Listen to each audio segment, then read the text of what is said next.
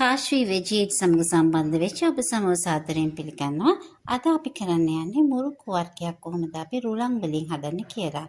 මේ සඳහා මම භාවිතා කරනවා රුලන් කෝප් එකමාරක් විතර එක්කම ලුණු සහ මිරිස් එක්කම බටර් හැඳ දෙකක් මෙතන තියෙනවා සහ රුලන් මිශ්‍රණය සාදා ගැනීමට අවශ්‍ය වතුර. අපි දැන් බලමු කොහොමද මේක කරන්නේ කියලා. මුලින්ම වතුර භාජනයක් ලිපේ තියලා ඒකට මම දාගන්නවා රුලන් සහ මේ අවශ්‍ය ද්‍රව්‍ය ටික. අපි බලමු කොහොමද කරන්නේ කියලා. භාජනයක් ලිප තබලා ඒකට පුළුවන් මට වතුර ටිකක් තමයි රත් වෙන්න තියන්න. මේ රත් වෙන වතුරටම මම එකතු කරනවා ලුණු සහ අපේ මිරිස් කුඩු. මේ වතුරටම මට පුළුවන් එකතු කරන්න. මම දැන් මෙතන ලෑස්ති කරලා තියෙන ලුණු සහ මිරිස් කුඩු ප්‍රමාණය මේකට දාලා වතුර යන්තම් රත් වෙගෙන එනකොට මම ලෑස්ති කරලා තියෙන මේ රුලන් ටික මට පුළුවන් මේ වතුර එකට දාලා ඒක වතුර රුලන් සහ ලුණු මිරිස් සහිත මේ මිශ්‍රණය හදා ගන්න. වතුර ටිකක් රත් වෙනකොට මට පුළුවන් උලන් මිශ්‍රණයක් මේකට දාන්න. දාලා මට මේක පුළුවන් හොඳට අනා ගන්න තලපයක් ආකාරයෙන් හැදෙන විදිහට මේ වගේ මිශ්‍රණයක් හදා ගන්න පුළුවන්. මේ මිශ්‍රණයට මට පුළුවන් එතන සූදානම් කරලා තියෙන බටර් තේ හැඳි දෙකක් එකතු කරගන්න. ඒත් එක්කම බටර් තේ හැඳි දෙක දාන්නේ මේ මිශ්‍රණයේ තියෙන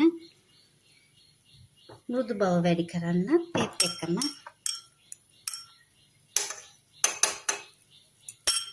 මේකට 아무තු විශේෂ රසයක් ලැබලා දීම පිණිස තමයි මම මේකට බටර් සෝප් එකත් එකතු කරන්නේ.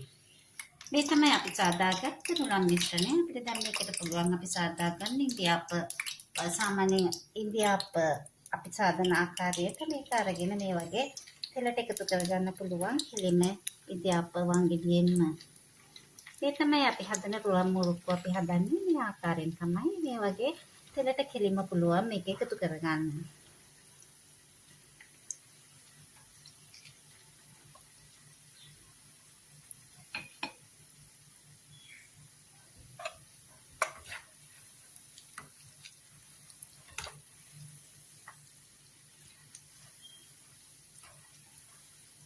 සාමාන්‍ය මුරුක්කු අපි සාදන්නේ සාමාන්‍යයෙන් කඩල පිටි සහ හාල් පිටිත් එක්ක මේක වෙනසකුත් එක්ක මේ වගේ දාලා තියෙන රුලන්ගෙත් එක්කම මේකේ තියෙන පෝෂණ ගුණයන් යම් කිසි ගුණයකින් ඉහළයි සාමාන්‍ය අපි පාවිච්චි කරන අනිත් මුරුක්කු වලට වඩා.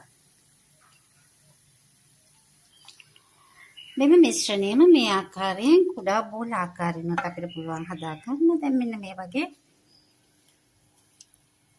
මෙම බෝලත් අපිට පුළුවන් මේ වගේ ගැඹුරු තෙලේ බද ගන්න. වෙනස්ම රසයන් දෙකක් සහිත රුලන් වලින් සාදන මේ වගේ බයිට් එකක් තමයි මේ වගේ මුරුක්කු. ඒත් එක්කම මේ වගේ ලේසියෙන් හදන්න පුළුවන් බයිට් එකකුත් අපිට පුළුවන් ඒ වගේම හදා ගන්න. මේ වගේ රන්වන් පාට වෙනකොට වැදගත්වම අපිට පුළුවන් මේක ලිපෙන් අයින් කරන්න. මේ තමයි අපි හදාගත්ත රුලන් මිශ්‍රණයෙන් හදාගත්ත රුලන් බෝල ටික.